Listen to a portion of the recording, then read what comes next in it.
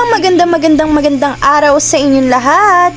For today's video ay samahan nyo kung dayuhin ang isa sa pinaka pumapatok ngayong lechong manok dito sa Siniloan, Laguna. For the go! At dito lang yan matatagpuan sa ginagawang building, malapit din ito sa Petron. Actually guys, mabilis nyo lang siya matatagpuan dahil nga umaga pa lang madami na daw nakapila. Sinimulan ko na rin nga umorder dito dahil nga gustong gusto ko na siya tikman dahil nga yung amoy niya ay nakakagutom na talaga.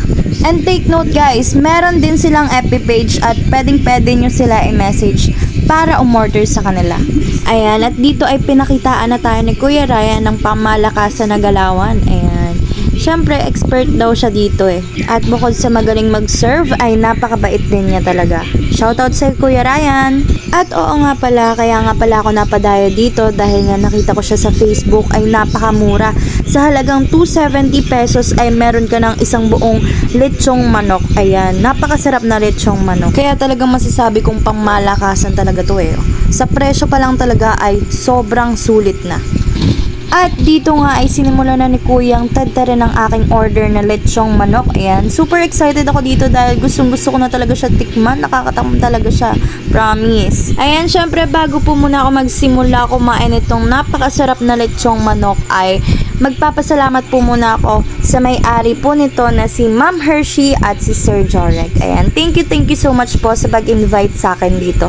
Super natuwa po ako dito dahil nga itong in-order kong lechong manok ay hindi na po binabayaran sa akin.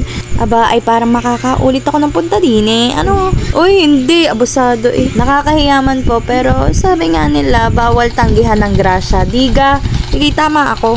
Pero sa loob ay tuwang-tuwa at makakalibre ng panghapunan.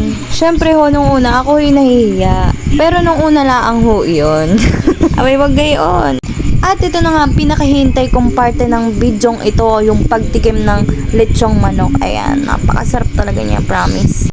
At sa mga hindi pa po nakakaalam, meron pa rin po silang pwesto malapit sa McDo, Siniloan, Laguna. Ayan. Uy, grabe naman tong manok niya, super manok lechon ha. Talagang binonggahan nyo ha. Talagang hindi kayo magpapakabog sa mga sikat na mga lechong manok dyan tulad ng mga Chokes to Go, Andox, diba, Uling Roaster, yung mga kilalang kilala. Ay talagang para sa akin, ito yung literal na masarap kahit walang sauce.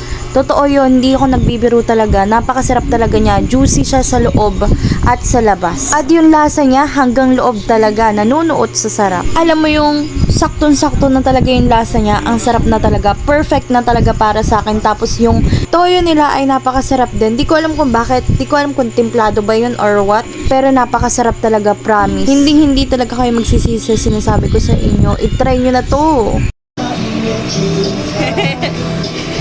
Thank you po, Kuya Ryan. At dito na nga po pala nagtatapos ang ating video at shoutout po kay Ma'am Hershey at kay Sir Joren, kay Kuya Ryan at syempre kay Kuya Jeron. At syempre shoutout na rin po sa mga top followers ko dyan na patuloy pa rin sumusuporta sa akin at nagmamahal sa akin. Maraming salamat po sa inyo lahat. Mahal na mahal ko rin po kayo at sana hindi po kayo magsawang suportahan ako. God bless po sa inyong lahat. Bye! At ayan, syempre iuwi ko na dito yung babaon nila. Oh, ayan. Oh. Baka model yan ng super manok lechon. Uy, hindi!